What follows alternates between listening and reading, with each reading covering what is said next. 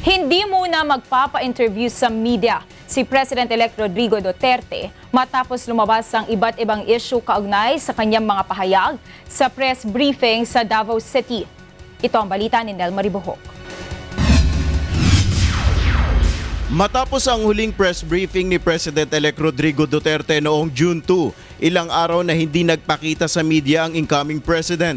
Sa isang pahayag ng Executive Assistant at incoming President Management Staff Chief na si Bongo, sinabi nito na wala munang press conference at idadaan ang mga pahayag o announcement ni Duterte sa pamamagitan ng state-owned television PTV4.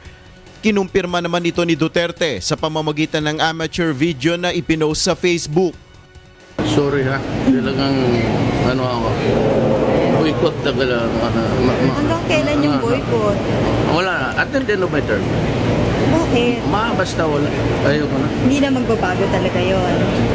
May interview, maraming mali, maraming criticism. So, no interview, no criticism, no wrong statement, no nothing. So, shut up, ayoko na talaga. Ilang issue ang hinarap ni Duterte matapos ang mga press briefing na kanyang isinagawa sa Davao City. Isa na rito ang usapin sa media killings at talamak na korupsyon sa media.